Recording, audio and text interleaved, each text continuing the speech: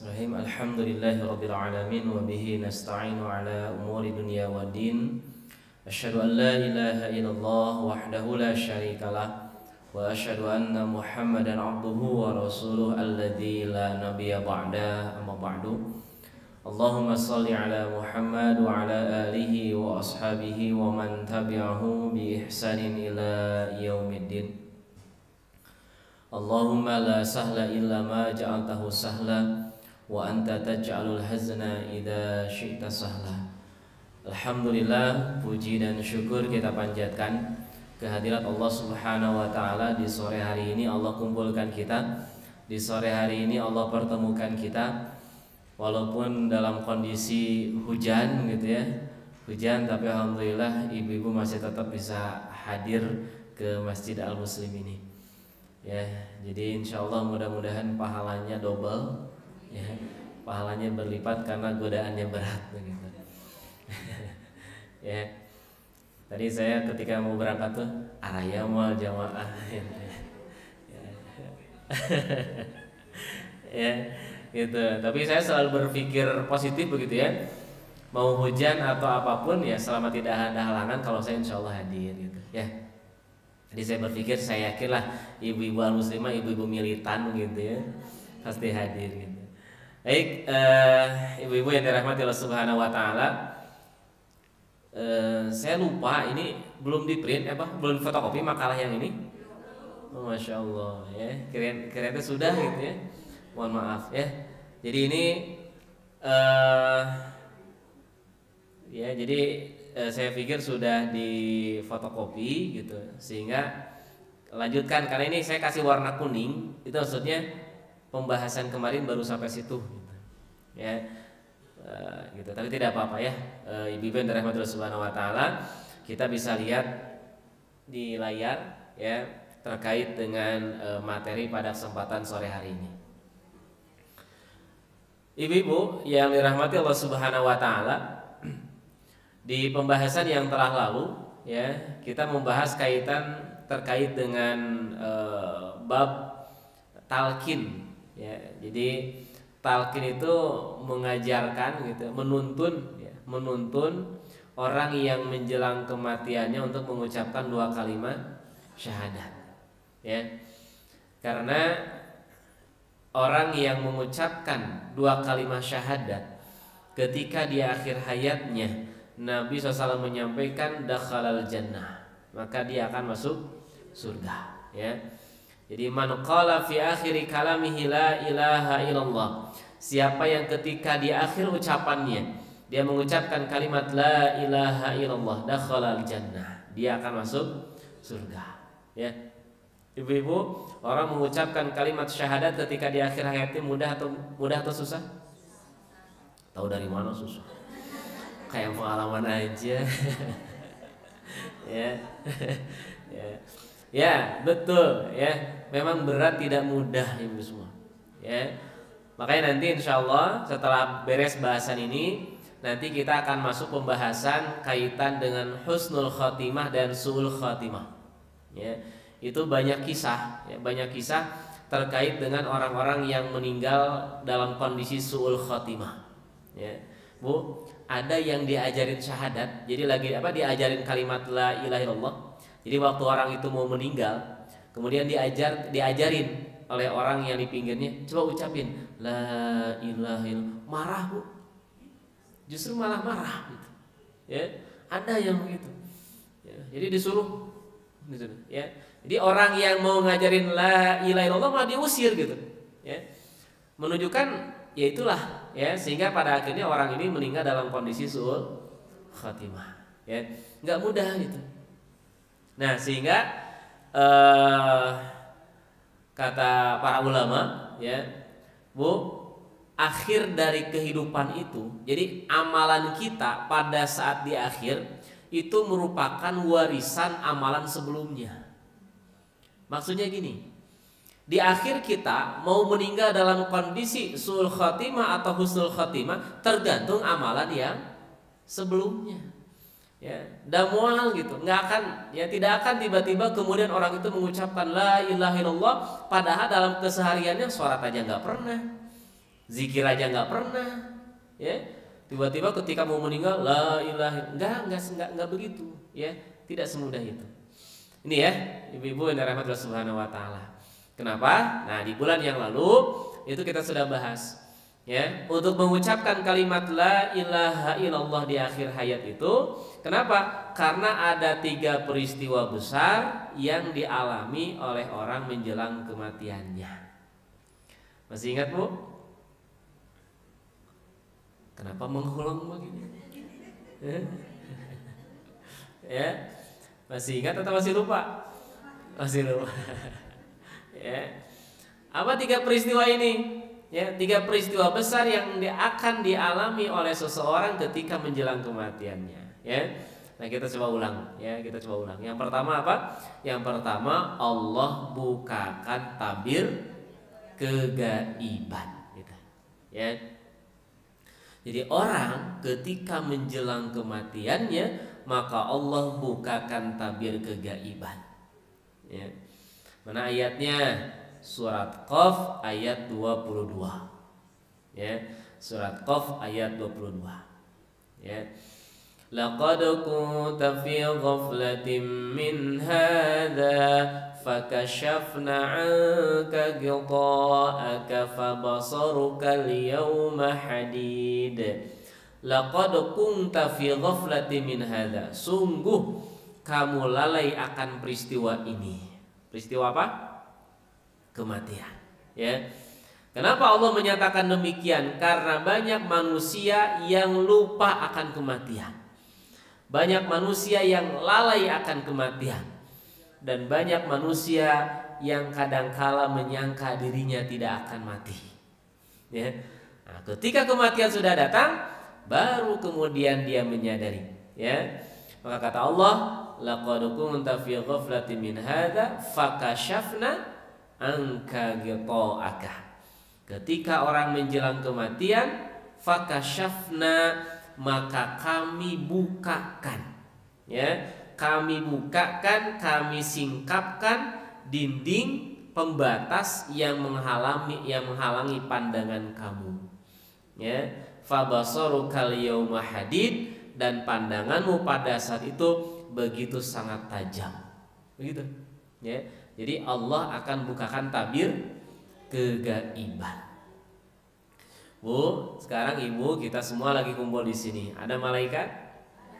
Malaikat apa? Mudah-mudahan malaikat rahmat. Ya, ya, bukan malaikat maut gitu. Ya, itu. Nah, mudah-mudahan insya Allah malaikat rahmat tadi bersama kita. Kelihatan nggak? Kenapa nggak kelihatan? Iya, karena Allah masih tutup. Ya. Kenapa sekarang banyak kan Nabi yang menyampaikan, ya. Ini bukan kata saya, Nabi yang menyampaikan. Apa kata Nabi? Majalasa qaumun min majlisin yadhkurunallah illa haffatumul malaikah. Kan gitu kata Nabi. Tidaklah satu majelis berkumpul yadhkurunallah, mereka mengingat Allah, illa haffatumul malaikatu, kecuali para malaikat mengelilingi mereka. Ya.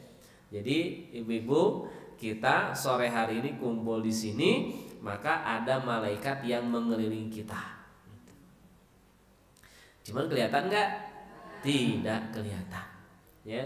Atau jangan-jangan ada yang melihat? Ada yang melihat nggak? Ada malaikat sekarang gitu? Ya. Kalau ada yang melihat, jangan-jangan. Ya. Ya.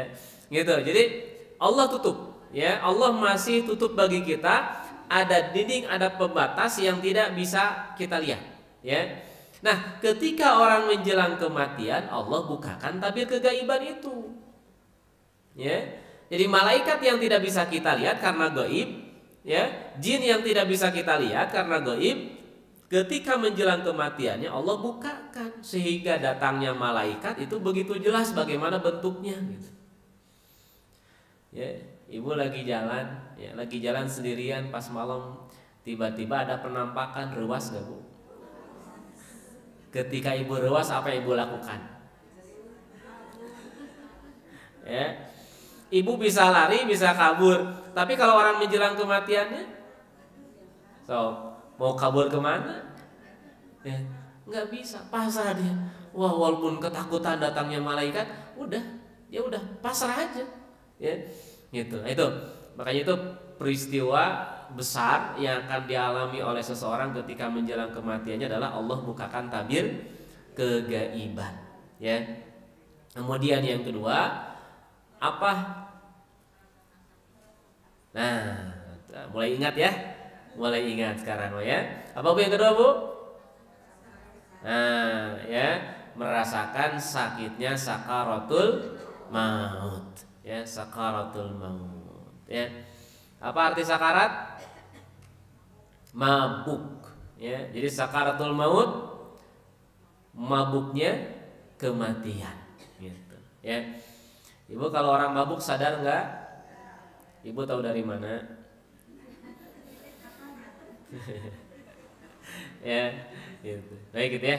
Nah, kemudian yang ketiga apa, Bu? Nah, yang ketiga asyaitonu indahu, ada setan di samping orang itu. Ya, gitu. Jadi dia akan mengajak orang tersebut untuk tidak mengucapkan kalimat la ilaha illallah. Ya, ditahan sama setan, ditahan. Nah, pembahasan kita ini nggak tahu ini udah berapa poin yang saya bahas ya, kaitan dengan hal yang harus disegerakan ya. Jadi hal yang harus segera dilakukan kepada orang yang telah meninggal. Yang pertama apa? Yang pertama adalah memejamkan mata mayit ya. Jadi mata mayit harus dipejamkan, jangan sampai molotot ya. Kebayang kalau matanya molotot, ibu kemudian memandikan mayitnya. Ya. Nah, makanya langsung kemudian tutup matanya. Ini kalau tidak salah sudah saya bahas ini ya. Tapi kita baca lagi hadisnya.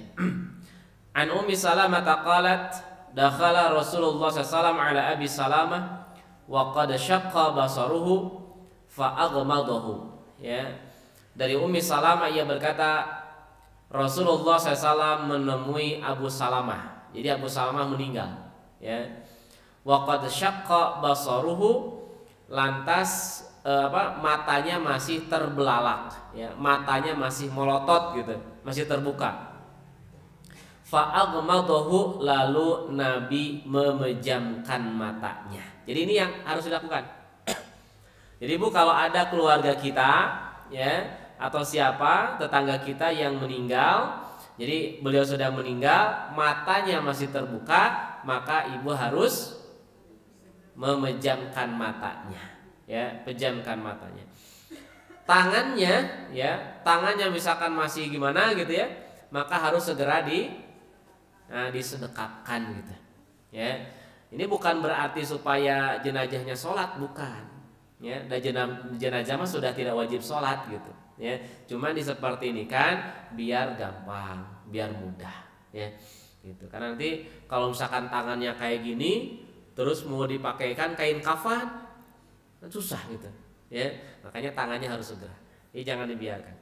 Nah, kemudian tsumma qala, kemudian Nabi bersabda, inna ruh idza qubida tabi'al basar ya. Sesungguhnya ruh itu ketika dicabut ya akan diikuti oleh mata. Nah itu ya. Makanya biasanya Bu ya, kalau orang yang meninggal itu kalau misalkan matanya terbuka itu dia akan melihat gitu ya. Jadi kadang melihat ke atas atau kemana gitu ya. Nah itu kenapa? Karena kata Nabi ya, ruh itu ruh ketika dicabut akan diikuti oleh matanya ya. Jadi matanya akan melihat kemana ruh itu ya. Fadajja nasun min ahlihi faqala gitu. Seketika keluarganya menjadi ramai, jadi ribut keluarganya.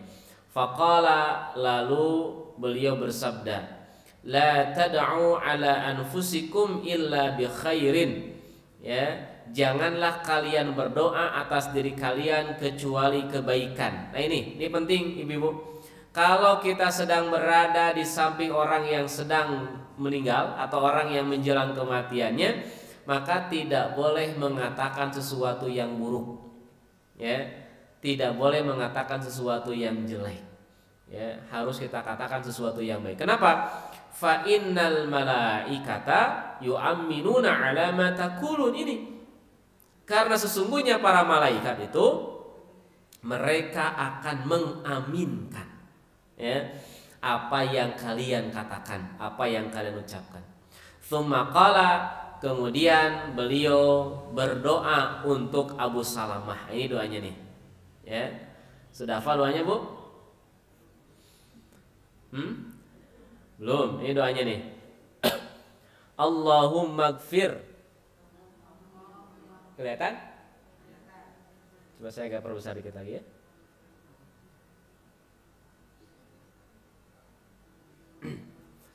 Ya. Allahumma gfir. Nah, ini nanti boleh disebut namanya. Kayak ini kan Abu Salamah. Jadi kan Nabi Allahumma gfir li Abi Salamah. Ya, karena yang meninggalnya Abu Salamah. Ya, kalau misalkan siapa nanti namanya ibu boleh sebut nama itu. Ya. Allahumma gfir li titik-titik, ya. Kemudian warfa' darajatahu. Silakan. Ulangi, warfa' darajatahu fil mahdiyyin wakhlufhu fi aqibihi fil ghabirin waghfir lana walahu ya rabbal alamin. Allahumma afsah fi qabrihi wa nawwir lahu fihi.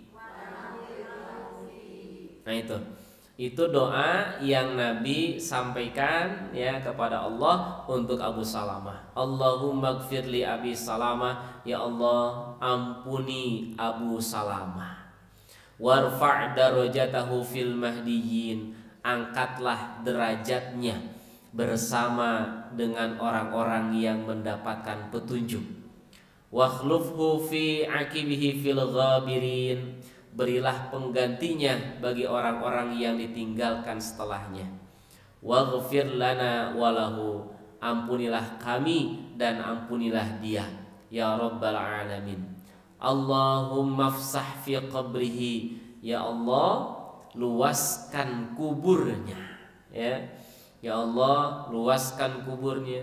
Wa nawwir lahu fihi, dan terangilah di dalam kuburnya, ya. Gitu. Kalau ibu nggak hafal bahasa Arabnya boleh pakai bahasa Indonesianya, boleh, nggak apa-apa, ya. Gitu. Jadi ini doa yang diajak oleh Nabi SAW, ya. Jadi dari hadis ini itu kita mendapatkan beberapa pelajaran dari hadis ini, ya. Yang pertama adalah ruh mata itu akan mengikuti ketika ruh dicabut, ya. Nanti kan Bu, ketika ruh dicabut itu berbeda, ya. Kalau ruh orang yang beriman itu ketika ruh dicabut akan berbeda dengan ruh orang-orang yang durhaka atau orang-orang yang kafir. Beda itu, ya. Gitu. Nanti kita akan bahas, ya, kaitan dengan bagaimana perbedaan ruh yang dicabut dari orang yang beriman dengan ruh yang dicabut dari orang yang kafir. Itu beda. Makanya ayatnya bagaimana? Ayatnya kullu nafsin dha'iqatul maut. Setiap yang bernafas, setiap yang berjiwa, maka dia akan merasakan kematian. Za'iqah, ya. Za'iqah itu rasa. Yang namanya rasa itu satu rasa atau banyak rasa?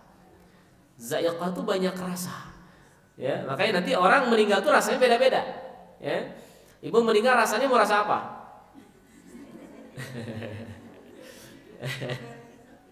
Ya, itu beda-beda rasanya, ya. Minimal ibu nanti kalau di rumah gitu, ya, bisa buka surat An-Nazi'at. itu bagaimana Allah menggambarkan perbedaan rasa bagaimana meninggalnya orang yang beriman dengan orang yang kafir. Itu di ayat-ayat awal itu, ya. Wan nazi'ati gharqa, itu ya. Bacaannya aja kita berat itu. Wan nazi'ati gharqa itu menggambarkan rasa kematian orang-orang kafir itu begitu. Ya. Wan nasyitati nashta itu menggambarkan tentang kematian orang-orang yang beriman. Beda itu rasanya, ya. Nah, Ibu nanti baca surat An-Nazi'at kemudian tadabburi, ya. Nah, itu ya. Jadi itu yang pertama, bahwa di hadis ini kita mengambil pelajaran satu, bahwa mata itu akan mengikuti ruh ketika ruh dicabut, ya. Kemudian yang kedua, di hadis ini kita mendapatkan pelajaran apa? Yaitu jangan mengatakan sesuatu yang jelek, ya. Jangan mengatakan sesuatu yang buruk kepada orang yang meninggal, ya, atau kepada orang yang menjelang kematiannya. Jangan kita katakan sesuatu yang jelek kepada dia. Kenapa? Fa innal malaikata yu'minuna 'ala ma taqulun. Karena para malaikat akan mengaminkan apa yang diucapkan oleh orang-orang yang di sekitarnya, ya. Gitu. Jadi Bu, kalau ada orang yang sedang dalam kondisi sakaratul maut, jangan ditinggalin, ya. Terus antapkeun lah, jangan. Ya. Yang kedua, keluarga juga jangan ribut. Ya. Jadi ini orang dalam kondisi sakaratul maut ribut, ngobrol begitu, ya. Jangan. Ya. Tapi harus diam. Ya. Kalau mau ngobrol silakan jauh, ya, kasihan. Kenapa? Karena orang ini dia akan mendengarkan apa yang diucapkan oleh orang-orang yang di sekitarnya. Ini kalau gemuruh misalkan, ya, ramai, dia bingung apa yang mesti dia ikuti, gitu. Ya. Itu. Nah, kemudian yang ketiga, dari hadis ini kita mendapatkan pelajaran doa yang disampaikan oleh Rasulullah untuk Abu Salamah, gitu, ya. Sudah hafal, Bu? Belum, ya. Nah, jadi kalau mau dihafalkan boleh, silahkan hafalkan doa ini, atau Ibu terjemahnya juga boleh, ya. Nah, itu yang pertama. Jadi apa yang harus segera dilakukan ketika ada orang yang meninggal, yaitu apa? Memejamkan mata. Kemudian yang kedua apa? Yang kedua adalah menyegerakan pemakaman, ya. Jangan dinanti-nanti, jangan ditunda-tunda, segerakan. Ini hadisnya. Ya, saya coba ke bawahin, ya. Ini hadisnya. Anna Abu Hurairah, ya. Bahwasanya Abu Hurairah, siapa Abu Hurairah, Bu? Siapa nama aslinya? Ada yang hafal? Nama asli Abu Hurairah itu adalah Abdurrahman bin Sakhr, ya. Abdurrahman bin Sakhr itu nama aslinya. Abu Hurairah itu nama panggilannya, ya. Apa arti Abu Hurairah? Nah, ya. Abu Hurairah itu Abu bapak, Hurairah kucing. Jadi Abu Hurairah bapaknya kucing, ya. Di sini ada yang senang kucing? Ibu senang kucing? Nah, boleh Ibu dipanggil dengan Ummu Hurairah, ya, gitu. Ibuna kucing, ya, ibunya kucing, boleh, ya. Nah, ini hadis dari Abu Hurairah. Qala, beliau berkata, sami'tu Rasulullah sallallahu alaihi wasallam, saya mendengar Rasulullah sallam yaqulu, beliau bersabda, idza wudi'a ar-rajulu shalihu ala saririhi, ya, jika jenazah orang yang salih diletakkan di atas keranda, qala, si jenazah itu bilang begini, ya. Ini kata jenazah, cuman kita nggak bisa dengar, gitu. Apa katanya? Qaddimuni, segerakan.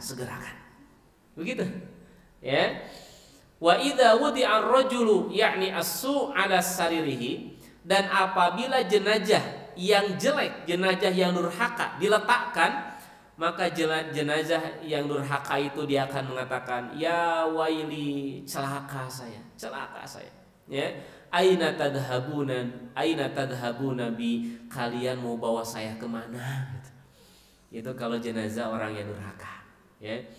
Jadi kalau jenazah orang yang salih, jenazah orang yang baik itu ingin disegerakan, ya.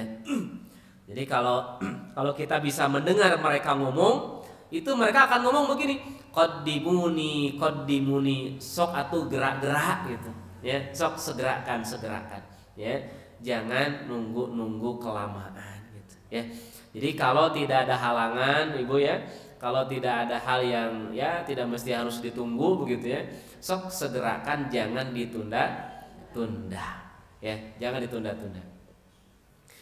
Memang kadangkala di kita ada permasalahan si jenazah itu harus menunggu. Biasanya karena apa, Bu?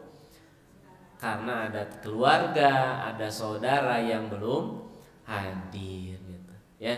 Nah, tapi kalau misalkan nunggunya harus lama, nyawayahna we itu mah, ya. Tapi kalau masih memungkinkan menunggu ya silakan saja, ya. Tapi anjuran dari Nabi, jenazah itu kalau kita tahu ini jenazah orang yang soleh, jenazah orang yang baik, sok segerakan saja, ya, gitu. Karena ada 3 hal yang kata Nabi jangan ditunda-tunda. Jadi kalau sudah datang segera, ya, 3 hal yang harus disegerakan. Ya, yang pertama apa? Sholat. Ya, kalau sudah ada panggilan Allahu Akbar, segera. Ya, jangan ditunda-tunda. Gitu. Allahu Akbar. Aduh, tanggung nih lagi nonton YouTube nih. Ya, segera, gitu ya. Kemudian yang kedua, apa yang harus disegerakan? Nah, hutang harus segerakan, ya. Betul, hutang harus segerakan, ya. Yang kedua kata Nabi, kalau ibu punya putri, ya, punya anak perempuan, sudah ada calonnya, jangan ditunda-tunda, segerakan untuk menikah, ya, segerakan. Nah, yang ketiga ini, ya, jenazah. Jadi jenazah kalau sudah diurus tuh, sudah dimandikan, dikain kafani, sudah disolatkan, maka segerakan untuk dikuburkan, ya. Kalau perempuan boleh datang ke kuburan, Bu? Ya. Memang Nabi pernah melarang, ya. Nabi pernah melarang perempuan untuk datang ke kuburan, ya, datang ke makam. Kenapa? Karena khawatir nanti histeris ketika di makam, ya. Gitu. Sehingga kata Siti Aisyah, Nabi pernah melarang kami kaum wanita datang ke makam, tapi larangannya tidak sampai kepada haram, ya, tapi lebih kepada makruh, gitu, ya. Jadi kalau ibu bisa menahan emosional gitu ya, ketika di makam tidak ada masalah. Tapi kalau di makam aja diriweuh, ya, gitu, di makam malah jadi rame gitu. Bukan rame ngurus jenazah, justru ngurus yang hidup gitu. Ya, jadi sudah nggak usah ikut, ya.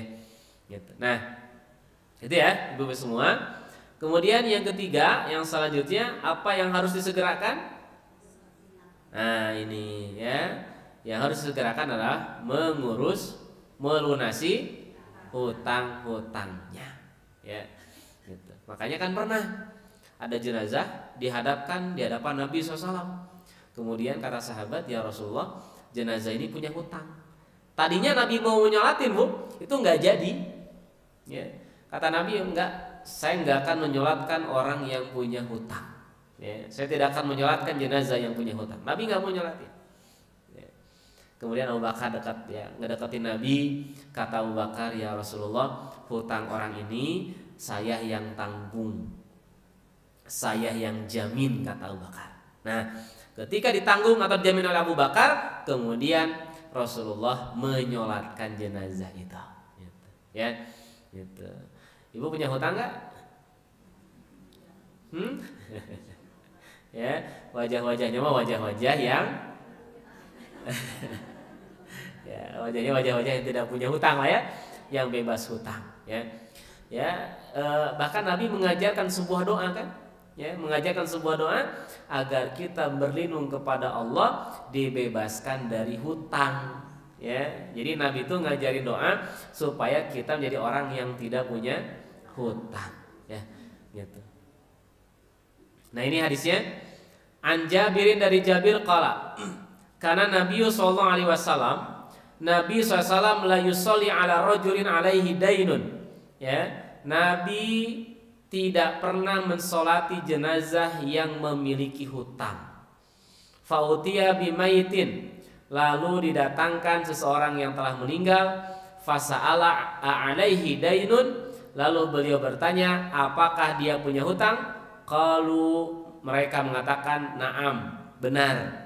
Alaihi dinaron, orang ini punya hutang 2 dinar. Ya, 1 dinar sekarang harganya berapa, Bu? Nggak tahu, Bu. Ya, 1 dinar itu sekarang kalau tidak salah kisaran harga 2,5. Ya, 2,5 juta. Ya, jadi 1 dinar itu 2,5 juta. Ya, kalau tapi itu fluktuatif ya. Dia berubah-ubah gitu. Andai kata kita anggap saja 1 dinar 2,5 juta. Nah, orang ini punya hutang 2 dinar, berarti dia punya hutang 5 juta gitu. Ya. Qala sallu ala sahibikum. Ya. Kemudian Nabi bersabda, "Sholatilah sahabat kalian." Gitu. Jadi Nabi nyuruh sahabat yang lain nyolatkeun. Nabi nyolatkeun teu? Enggak, ya. Nabi enggak nyolatin, tapi nyuruh sahabat yang lain sok salat aja kalian, ya. Qala Abu Qatadah berkata, "Huma alayya ya Rasulullah." Ya.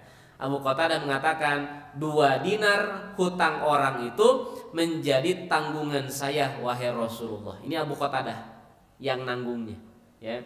Fa shalla alaihi, lalu beliau menyolatkan jenazah itu. Nah ini, ya. Jadi setelah ditanggung hutangnya, Nabi kemudian menyolatkan orang itu. Falamma fatahallahu ala rasulihi sallallahu alaihi wasallam, lalu setelah Allah memberi kemenangan kepada Rasulnya, ya, yaitu maksudnya Fatu Mekah, qala, kemudian Nabi bersabda, ana aula bikulli mu'minin min nafsihi. Ya, kata Nabi, saya lebih berhak terhadap setiap mukmin dari dirinya sendiri. Man taraka dainan, siapa yang meninggalkan hutang, fa'alayya, maka hutang itu menjadi tanggunganku, kata Rasul. Ya. Jadi kalau ada orang mukmin punya hutang, siapa yang bayar? Ya. Kata Nabi begitu, ya. Ana aula bikulli mu'minin min nafsihi. Saya lebih berhak dari bagi setiap mukmin dari dirinya. Man taraka dainan, siapa yang meninggalkan hutang, fa'alayya, maka itu menjadi tanggungan saya. Ya. Gitu. Kata Nabi begitu. Ya. Maksudnya ini di zaman Nabi, ini kan peristiwanya setelah Fatu Mekah. Jadi Fatu Mekah itu ketika kaum muslimin sudah mendapatkan, sudah dibukakan berbagai istilahnya kekayaan, ya. Dan Nabi pada saat itu menjadi seorang pemimpin. Maka kata Nabi, kalau ada orang mukmin dia meninggal, dia punya hutang, maka Nabi yang nanggung, karena Nabi sebagai seorang pemimpin. Jadi Nabi ngambil dari Baitul Mal, bayar hutang orang-orang mukmin ini, begitu. Ya. Jadi kalau di sini ada yang punya hutang, yang nanggung siapa?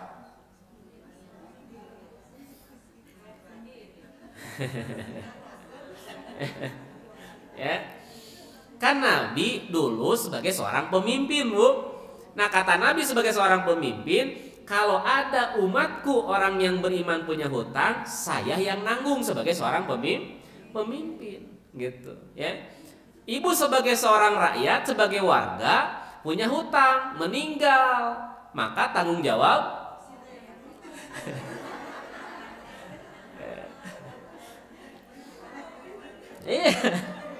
iya itu, ya, itu. Jadi harusnya tanggung jawab siapa, Bu?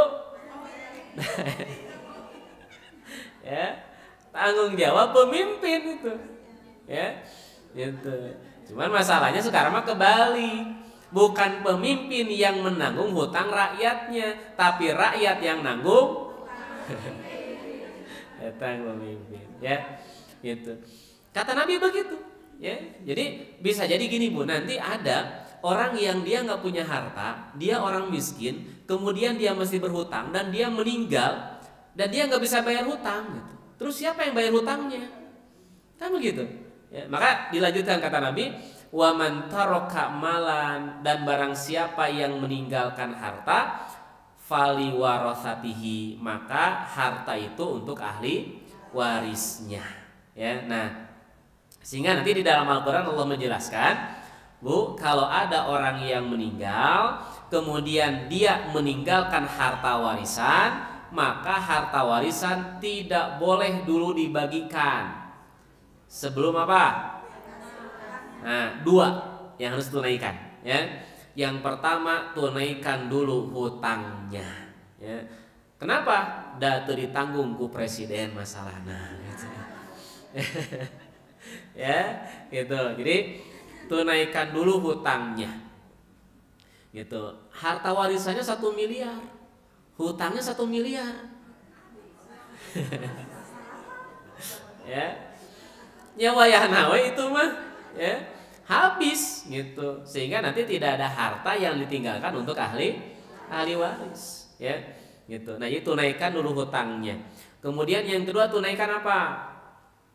Tunaikan wasiatnya. Coba cek dulu, ini almarhum punya wasiat enggak? Kalau almarhum punya wasiat, tunaikan wasiatnya, ya. Misalkan almarhum pernah bilang gitu, ya, walaupun tidak kepada semua, tapi pernah bilang kepada anak yang paling besar, misalkan, ya, almarhum bilang begini, nah, ayah itu kan tiap bulan suka ngasih bantuan buat santri-santri di pesantren, gitu, ya. Nah, tolonglah sisakan, misalkan, ya, tolong berikan buat pondok pesantren misalkan 10 juta, gitu, ya, kasih 10 juta. Nah, maka itu tunaikan wasiatnya, ya, tunaikan wasiatnya. Hanya nanti memang dicek dulu, Bu.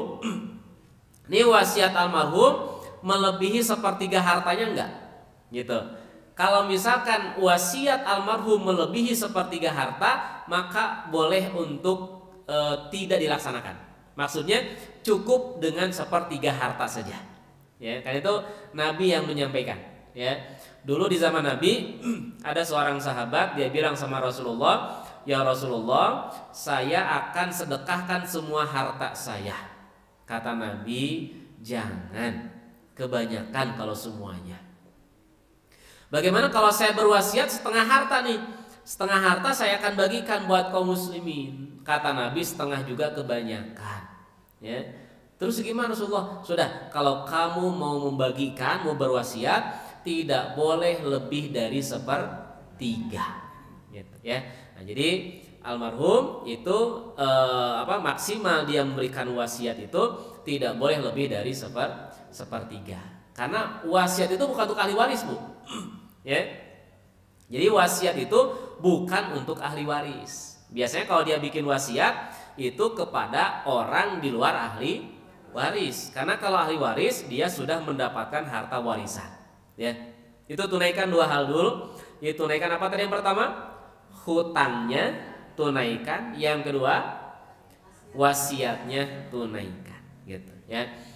Nah, jadi bagaimana kalau ada orang yang dia punya hutang, kemudian dia orang miskin, dia nggak bisa bayar hutang. Nah, terus yang harus bayar siapa? Kan tegaduh. Ya. Jadi ahli warisnya juga nggak ada, sama miskin, gitu kan? Sama miskin. Jadi orang yang meninggalnya miskin, keluarganya juga miskin, gitu. Terus siapa yang nanggung? Nah, kalau di zaman Nabi yang nanggung Rasul sebagai seorang pemimpin atau sahabat. Ya, tadi seperti Abu Qatadah. Kata Abu Qatadah, ya Rasulullah, hutang orang itu 2 dinar, saya yang akan menutupinya. Itu kata Abu Qatadah. Abu Qatadah ini bukan keluarganya, gitu, ya. Jadi boleh ibu misalkan lihat ada orang misalkannya, ada orang yang ibu kenal dekat dengan orang itu, dia punya hutang dan ibu lihat keluarganya miskin, nggak bisa bayar. Kata ibu, sudah, hutang orang ini biar saya yang tanggung, gitu. Itu luar biasa, ya, gitu. Jadi hutangnya 1 juta, ibu siap bayar? Ibu bayar 1 juta, begitu, ya. Kalau hutangnya 100 juta, Ibu mikir-mikir heula ke heula ya. Ya. Kalau 100 juta ya. Nah, jadi itu tunaikan hutangnya. Jadi segera lunasi. Nah, sedikit lagi. Kemudian apa hal-hal yang diperbolehkan ketika seseorang meninggal? Yang pertama, boleh membuka penutup wajah. Ya. Jadi boleh membuka penutup wajah dan mencium jenazah, itu boleh. Seperti ini riwayatnya Ani Ibnu Abbas dari Ibnu Abbas dan Aisyah, anna Aba Bakrin, bahwasanya Abu Bakar qabbalan Nabiyya sallallahu alaihi wasallam wa huwa mayyitun, ketika Nabi meninggal, ya, Nabi sudah meninggal, sudah dikain kafani, Abu Bakar baru datang, ya. Karena Abu Bakar itu kan meninggalnya Nabi ketika Abu Bakar sedang perjalanan berdagang beliau, gitu. Nah, ketika Abu Bakar datang, itu ternyata Rasul sudah meninggal. Nah, Abu Bakar begitu cinta kepada Rasul, begitu cinta sama Nabi, beliau buka penutup wajah Nabi, kemudian beliau cium kening Nabi, gitu. Boleh, ya, itu boleh, gitu. Kemudian riwayat yang kedua dari Aisyah, ia berkata Rasulullah SAW mencium Utsman bin Mad'un, ya, wa huwa mayyit, ketika Utsman sudah meninggal. Jadi Utsman sudah menjadi mayat. Ini bukan Utsman bin Affan, tapi Utsman bin Mad'un, ya. Itu ketika meninggal Nabi mencium Utsman. Faka'anni anzuru ila dumu'ihi tasiru ala khaddaihi, seakan-akan aku melihat air mata beliau mengalir pada kedua pipinya. Ya, jadi ketika Utsman bin Mad'un ini meninggal, Nabi bersedih, ya, sampai mengalir, ya, keluar air mata beliau, kemudian beliau mencium, ya, saking dekatnya Nabi dengan Utsman. Begitu juga Abu Bakar, saking dekatnya Abu Bakar, beliau mencium kening Nabi, gitu. Ya, itu boleh, silahkan, ya, gitu. Nah, boleh menangis kalau ada yang meninggal, boleh, ya, seperti Rasul sampai meneteskan air matanya ketika sahabatnya meninggal, ya, gitu. Nah, walaupun nanti, ya, nah ini kemudian apa yang boleh dilakukan kalau ada orang yang meninggal, yaitu boleh bersedih, ya, boleh bersedih, boleh menangis, ya. Kalau dalam hadis ini memang jangka waktunya 3 hari, ya. Kalau lebih boleh, ya, boleh saja, ya. Maksudnya jangan sampai berlebih-lebihan, ya, ketika menangisi orang yang meninggal. Ya, walaupun memang itu orang yang kita cintai, ya, orang yang kita sayangi meninggal, ya wajar bersedih, gitu, ya, tapi jangan berlebih-lebihan, ya. Nah, nanti bagaimana sikap berlebih-lebihan ini saya langsung masuk saja, ya. Bagaimana sikap berlebih-lebihan kalau ada orang yang meninggal yang dilarang oleh Nabi, seperti kebiasaan orang-orang jahiliyah. Dengan cara apa? Mereka merobek-robek baju. Jadi kalau ada yang meninggal itu, orang yang dicintainya itu bajunya dirobek-robek, ya, rambutnya dijenggut-jenggut, begitu, ya, gitu. Bahkan kalau perlu dia mukul-mukul, menyiksa dirinya. Itu nggak boleh, ya. Kenapa itu dilarang, Bu? Kenapa dilarang?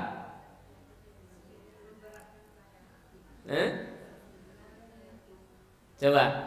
Kenapa orang-orang jahiliyah kalau ada orang yang dia cintai keluarganya meninggal, dia sampai merobek-robek bajunya, dia sampai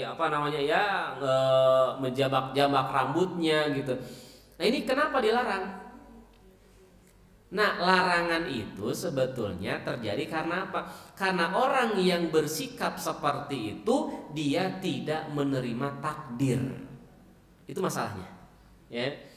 Jadi orang tersebut tidak menerima takdir, makanya dia sampai menyiksa dirinya, ya, sampai kadangkala muncul kata-kata begini, kalau kamu meninggal saya juga mau ikut meninggal saja, Hmm.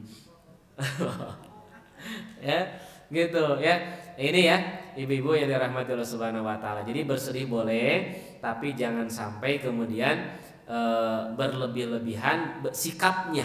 Maksudnya jangan sampai tidak menerima takdir, karena itu sudah menjadi hal yang memang ketentuan dari Allah Subhanahu wa taala, ya. Sebagai penutup, di dalam Al-Qur'an Allah Subhanahu wa taala berfirman, walanabluwannakum bisyai'im minal khaufi wal ju'i wa naqsim minal amwali wal anfusi wat thamarat wa basyiris sabirin. Ya, dan kami akan uji kalian, ya, walanabluwannakum bisyai'im minal khauf, kami akan uji kalian dengan sesuatu minal khauf, bisa dengan rasa takut, ya. Kemudian wal amwal, kehilangan harta, ya. Kemudian wal anfus, kehilangan orang yang kita cintai, gitu, ya. Nah, itu adalah ujian dari Allah Subhanahu wa taala, bagaimana kita bersabar atas setiap ujian yang Allah timpakan kepada kita. Jangan sampai kita menolak takdir yang sudah Allah tetapkan, ya. Itu bahasan kita pada kesempatan sore hari ini, ya. Insyaallah saya kira ini anggap selesai saja, gitu ya. Nanti kita akan lanjutkan bahasan terkait dengan husnul khatimah dan juga su'ul khatimah. Yang bagaimana yang husnul khatimah, bagaimana yang su'ul khatimah, tanda-tandanya seperti apa, itu insyaallah nanti kita akan bahas, ya. Itu ibu-ibu yang bisa saya sampaikan pada kesempatan sore hari ini. Saya langsung tutup atau ada tanya jawab atau gimana? Oh iya, Mbak.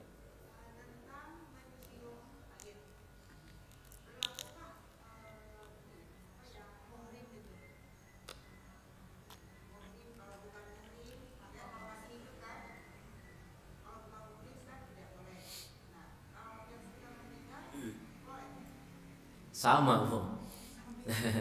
Ya, jadi diperbolehkan mencium kening jenazah itu atau mayit itu bagi mayit yang memang ada hubungan muhrim dengan kita atau mahram, ya, gitu, suami ke istri, gitu ya, ibu ke anak laki-lakinya atau anak laki-laki misalkan ke ibunya, itu masih ada hubungan keluarga, gitu, ya. Jadi kalau tidak ada hubungan, tetap itu tidak diperkenankan, ya, gitu. Kayak tadi contohnya Abu Bakar ke Rasul karena sama-sama laki-laki, ya. Rasul ke Utsman bin Maz'un sama-sama laki-laki, ya. Jadi laki-laki ke laki-laki, perempuan ke perempuan, ya. Sehingga nanti kan sama seperti dalam pembahasan memandikan, ya. Memandikan jenazah itu harus oleh yang sama jenis. Jadi kalau yang meninggalnya perempuan, oleh perempuan lagi, laki-laki oleh laki-laki. Tapi nanti dikecualikan, boleh suami oleh istrinya atau istrinya oleh suaminya, itu diperbolehkan, ya. Begitu, Bu. Ya. Ada lagi? Tidak ada? Ya, saya kira itu saja bahasan kita pada kesempatan sore hari ini, ya. Semoga Allah membimbing kita, semoga Allah menjaga kita semua, dan semoga Allah berikan keistiqomahan kepada kita dalam mengerjakan amal soleh, ya. Dan tentu harapan kita semua, semoga kita semua yang hadir diwafatkan oleh Allah dalam kondisi husnul khatimah. Rabbana zalamna anfusana wa illam taghfir lana wa tarhamna lanakunanna minal khasirin. Rabbana la tuzigh qulubana ba'da idh hadaitana wa hab lana min ladunka rahmah innaka antal wahhab. Rabbana atina fid dunya hasanah wa fil akhirati hasanah wa qina adzabannar. Subhanakallahumma bihamdik asyhadu an la ilaha illa anta astaghfiruka wa atubu ilaik. Aqulu qouli hadza wa astaghfirullah li wa lakum. Assalamualaikum warahmatullahi wabarakatuh.